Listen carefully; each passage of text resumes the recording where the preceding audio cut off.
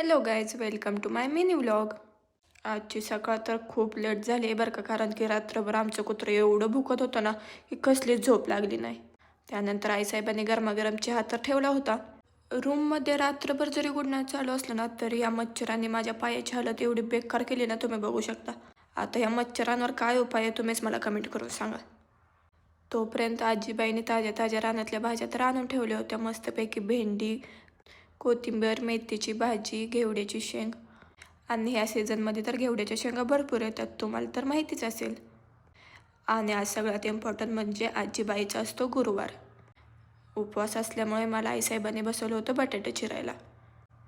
बटाट्याला एवढे करे आले होते ना, मला वाटलं जर मी असंच टाकलं ना तर आपल्या पोटात बटाट्याचं झाड उगवून येते का काय.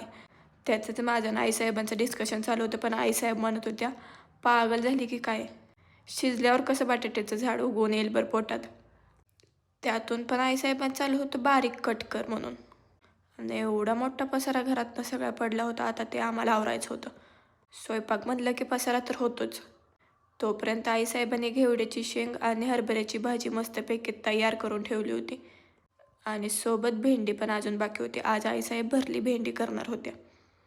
तसं मला तर भेंडीची भाजी आवडत नाही, या बाकीच्या दोन तर आवडतात. आणि आपल्या घरी ना खिल्लार गाई होती, तिलाच आज बाळ झाले.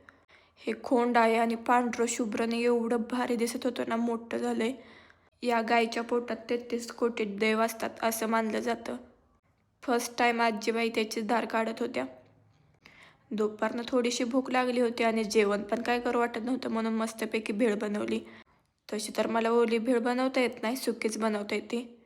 कांदा, टोमॅटो, काकडी, कोथिंबीर आणि आपल्या आहेत नाही तेवढे सगळे मसाले त्याच्यात ओतून मस्तपैकी आपली तर भेळ तयार झाली होती.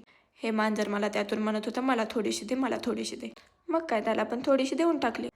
चला तर मग भेटूया नेक्स्ट व्लॉगमध्ये.